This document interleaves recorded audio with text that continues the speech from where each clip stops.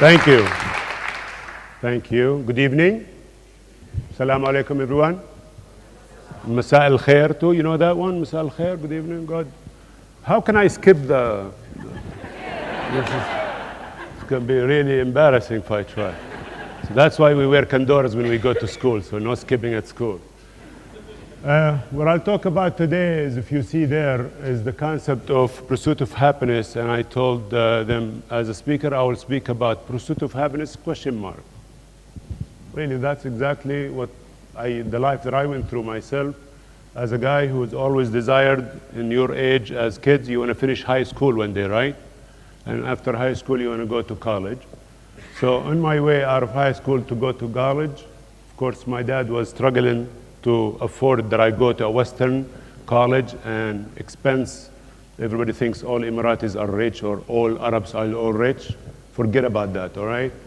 Just drive to Ajman, drive to Al Kuwaim. This is where Dubai was 20, 30 years ago. So the concept here is I have to hear a word of wisdom from my dad. So he goes, Nasif, work hard, make money, get to the top. That's it. So I go. I fly into the States and I go on to go to college.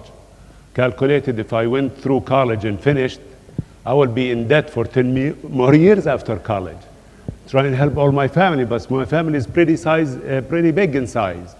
So therefore I opted to start working hard and try to make the money and make it to the top quicker while I am in college. Of course, it was a very hard task. It was not easy. But I began to find ways to succeed faster and faster, and I ended up going into business for myself. So I buy a restaurant right across from college campus. With very little down, I was able to convince the guys, as I have the smooth talker kind of tone, you know, with broken English. And I ended up starting. It wasn't long that money started to come in. And I was like, oh, great, this is it. Money is here. Oh, yeah, what's next now? So you start thinking about, what do I do with the money? And the very first thing, again, in the program of Pursuit of Happiness is you have to buy your own house. At 21 years old, I was able to smooth talk another guy to sell me his house for very little down. So I have my house. Now the house needs repairs, needs maintenance. And you have to have a season of leaves. You have to go up on the roof and clean the gutters. So don't complain about cleaning sand, okay? Because I had to clean leaves on the other side of town.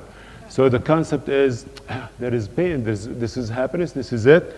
So forget about all this house maintenance, cleaning up. Let me go out there and maybe just eat out. So therefore, I started to go out and eat at the best restaurants. I remember I became best friends with one of the top chefs, even renowned worldwide, George Bakasha. And he will cook me a meal out of his own creation any night I walk in, any day I walk in. But every time I had to sit in front of the menu after I ate everything he cooks and listen, you know, like think about it. What am I gonna eat? What am I gonna eat? I ate all of this. And then when I'm eating, you know, I eat and I get full, and then there is that pain of having ate too much. Or sometimes I never got to the meal because between the appetizer and the soup and everything else, I didn't get to have the meal because I was already full. I thought, what is this? I'm not going to get happiness with this? What's going on? Then I started to look for what we call a companion in life. So I started to look, and that was not easy, I can tell you that much. Looked and looked and looked and looked and looked, and finally I think I came across my partner in life. As we talked and things began to develop, I said, this is it. You know what, you're gonna be my sweetheart, I feel it. She said, you know what, I feel it too. So we get married. Well, guess what, 20 years later, we still fight. So, you know, so there, I don't know if that's happiness, but I'm still looking for it. And I'll be honest with you. Yeah, in pursuit of happiness. I read somewhere where it said, life is too short. There is no such a thing as happiness. You will slowly age and things will begin to deteriorate. So therefore, the life that you're gonna live after this life is where you really will have it all. What is this? Sounds very serious, very complicated.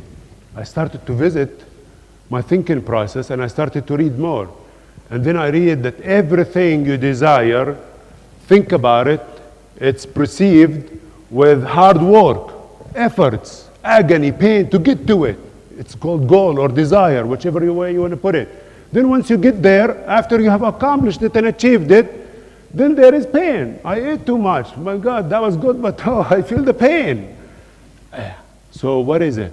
So all these things that you have in this short life that you're gonna live looks great, but really there is pain before and there is pain after. But then if you do something in particular, you'll come to somewhere where really there will not be pain before, nor there is pain after. It's a place. It's called, in many places, you know what I'm talking about. It's the opposite of summer in Dubai. We call it hell here, right? So when you think about it, I began to realize that yes, my God, how many of us start thinking very soon that my eyesight is not the same? My hair is falling out. My teeth, I remember when my dad said, son, I don't have food, I can't eat the food you eat. You have to think of me before you think of you. Look, I have no teeth. So, okay, Dad, how about if I chew it for you? He said, no thanks, don't do that. All right? I chewed the food for you when you were little, but you can't chew the food for me when I'm old. And, you know, you think about it, that really there is this concept of that there is pain before every time we desire something, you have to work so hard for it. I mean, I remember the days before I became supposedly wealthy and rich and self-dependent and bought my first house. It was like 20 hours a day working, 4 hours of sleep, hard work, achieve, get to the top. And really, I didn't do it for me, but still I continued to pursue and I continued to do. As I read and I went on to read more and explore more, and I guess you see why I do what I do now for a living, I came to the conclusion that life is too short, and to go somewhere where all of us are good and there is no pain, we have to be good in this short-lived life that we live. We have, as a human being, a choice. We simply have choice. Nobody has a choice over their color, gender, status, like I always speak and talk and say. But we have a very small instances when we make choices between wrong and right, good and bad.